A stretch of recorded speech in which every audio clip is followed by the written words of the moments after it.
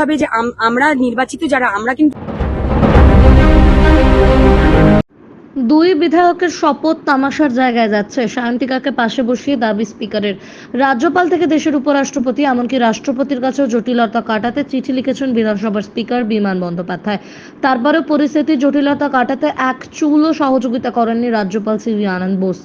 বিষয়টি রাজ্যপাল এবার তামাশার জায়গায় নিয়ে যাচ্ছেন বলে তীব্র কটাক্ষ স্পিকারের। সোমবার বরানগরের জয়ী তৃণমূল প্রার্থী সায়ন্তিকা বন্দ্যোপাধ্যায়কে পাশে বসিয়ে ফের একবার রাজ্যপালকে জটিলতা কাটাতে পদক্ষেপ গ্রহণ করার আর্জি জানালেন স্পিকার বিমান বন্দ্যোপাধ্যায়। রবিবার রাতে দিল্লি থেকে শহরে ফিরেছেন রাজ্যপাল সিভি আনন্দ বোস, কিন্তু সোমবার বিধানসভার অধিবেশনেও শপথ গ্রহণ হলো না দুই জয়ী প্রার্থী সায়ন্তিকা বন্দ্যোপাধ্যায় ও রিয়াত হোসেন সরকার। এই প্রসঙ্গে স্পিকার জানান, আমি তো চাই আজকেই শপথ হোক, কতদিন এভাবে বরদাস্ত করবে? সারা রাজ্যের মানুষ দেখছে, এটা তামাশার জায়গা করে দিচ্ছে। রাজ্যপালের এটা বোঝা উচিত। সেই সঙ্গে রাজ্যপালকে ফের একবার বিধানসভায় এসে দুই বিধায়কের শপথ গ্রহণ করানোর জন্য আবেদন জানান তিনি বলেন, এখনো আমি রাজ্যপালকে আবেদন করব, আপনি আসুন, ওদের শপথ গ্রহণ করান। আমি গেট থেকে রিসিভ করে নিয়ে বিধানসভা নিয়ে আসবো। বিধানসভা থেকে বিশ্বজিৎ নস্করের রিপোর্ট, RGN নিউজ। হবে যে আমরা নির্বাচিত যারা আমরা কিন্তু আমাদের অ্যাসেম্বলিতে গিয়ে নিজের জায়গাটা বারবার ঠিক করে আসতে পারবো না, আমাদের কাজ দিয়ে নিজের জায়গাটা ঠিক রাখতে হবে। এবং উনি বলছেন যে ওনাদের তো কেউ আটকায়নি। উনি 2-3 দিন আগেই এরকম টুইট করেছিলেন যে ওনাদের কেউ আটকায়নি নিজের অ্যাসেম্বলির মানুষের জন্য কাজ করার। মাননীয় রাজ্যপালকে আমরা এটাই জিজ্ঞাসা করতে চাই যে দয়া করে আপনি বলে দিন যে অ্যাসেম্বলিতে কোনো রাস্তার কাজ যদি আমি করতে চাই বা কোনো জলের লাইনের কাজ করতে চাই বা কোনো রকম আমি মানুষের জন্য ওখানে কোনো প্রোডাক্টিভ কিছু করতে চাই, সেটা আমি কিভাবে সই সাবুত না করে, কোনো চিঠি না করে, কোনো প্রপোজাল লেটার না করে আমি কিভাবে সেটা করতে পারি? আর উনি বলছেন যে শুধু ওরা অ্যাসেম্বলিতে বসতে পারবেন না। কেন বসতে পারবো না? আর মাননীয় রাজ্যপালই কে একজন নির্বাচিত প্রতিনিধিকে আটকানোর? এটা আমার অধিকার, এটা আমার মানে আমি এটা অর্জন করেছি, আমি নির্বাচিত হয়েছি মানুষের। কাজ করতে হচ্ছে, খুব দুঃখের সঙ্গে জানাচ্ছি যে আজকে যখন আমরা ডাক পাচ্ছি তখন অলরেডি 3 সপ্তাহ অতিক্রান্ত হয়ে গেছে। এটা কেন? অ্যাকচুয়ালি আমাদের তো এমনিতেই সময় হাতে খুব কম, তারপরেও 4 জুন আপনার হয়েছে, রেজাল্ট ডিক্লেয়ার হয়ে যাওয়ার পরেও আমরা কিন্তু ডাক পাচ্ছি না, এবং ডাক পেলাম অনেক দেরিতে।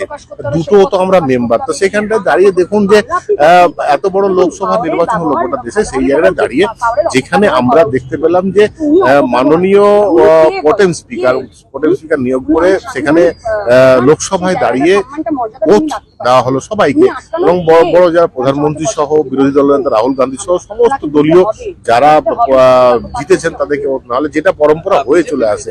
বারবার আপনাদের মাধ্যমে এটা জানিয়েছি যে এটা এই নজিরবিহীন ঘটনা কেন আমাদের পশ্চিমবাংলা বিধানসভায় কেন ঘটবে? আমরা কেন ওথ নেব না?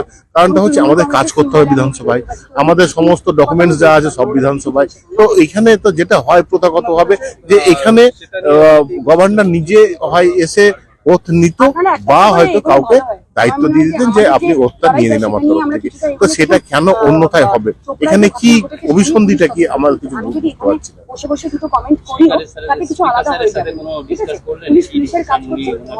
দেখুন, স্পিকার স্যার কি ডিসিশন নেবেন সেটা বলতে পারবো না। এই যে সিদ্ধান্ত, এই যে ডিসিশন, এগুলো কিন্তু আমাদের দুজনের। আমরা চাইছি যে আমরা ওথটা এখানে ট্র্যাডিশনাল ভাবে আমরা নিই, কারণ এই যে ঐতিহাসিক একটা মুহূর্তের আমরা হব, মানে সময়ের একটা সাক্ষী থাকবে, সেই সাক্ষী আমরাও থাকতে চাইছি। দেখি আমরা ধৈর্য চুক্তি হলো উপরাষ্ট্রপতি বলেছেন, আমি ব্যাপারটা দেখছি, আমি জানেন উনি ওনাকে কি অ্যাডভাইস করেছেন। আজকে কালকে রাত্রিবেলা বলে সম্ভবত রাজ্যপাল ফিরেছেন, উনি জানেন কি করবেন উনি।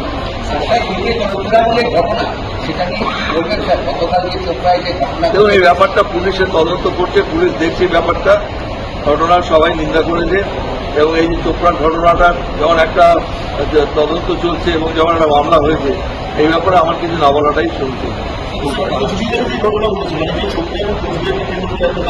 ভাই, এরকম অনেক ঘটনা ঘটছে, অনেক জায়গায় অনেক ঘটনা ঘটছে। পুলিশের কাজ পুলিশ করবে, আমরা আমাদের বিধানসভাতে যখন এই প্রসঙ্গের অবতারণা করবে তখন বিধানসভায় যাওয়া আবার হবে। এই ব্যাপারে আমি কোনো মন্তব্য করবো না, আমি বলতে পারবো না কেন গণপিটুনির ঘটনা বাড়ছে, কি তার ব্যাকগ্রাউন্ড, সেটা আমি বলতে পারবো।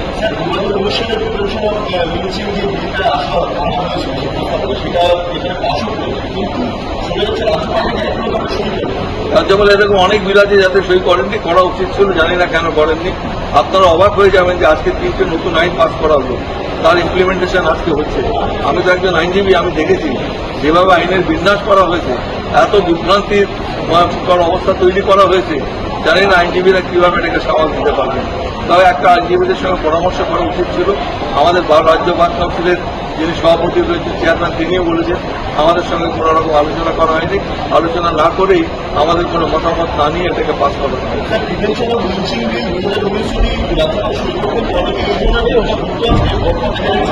লিঞ্চিং হলে পরে লিঞ্চিং এর ওটা প্রতিরোধ করবার জন্য না, ওটা পানিশমেন্টের জন্য।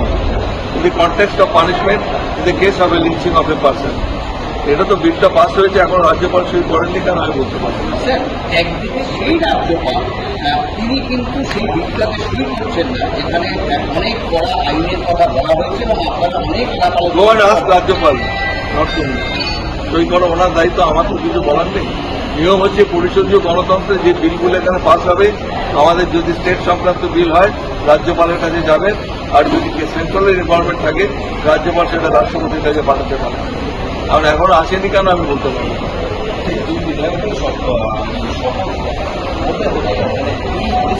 আমি তো চাই আজকেই হোক, আমি তো বলবো আজকেই শপথ গ্রহণ। কতদিন আগে এইভাবে শপথ করবো, এটা আমাদের তো খারাপ লাগছে, সারা পশ্চিমবঙ্গের মানুষ দেখছেন, এটা হাস্যকর করে যায়, তামাশার জায়গা করে দিচ্ছে।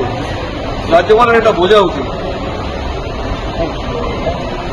এখন আমি রাজ্যপালের কাছে আবেদন করবো, আপনি আজকে আসুন, ওদের শপথ গ্রহণ করার, আমি আপনাকে গেট থেকে রিসিভ করে নিয়ে বিধানসভায় নিয়ে আসবো।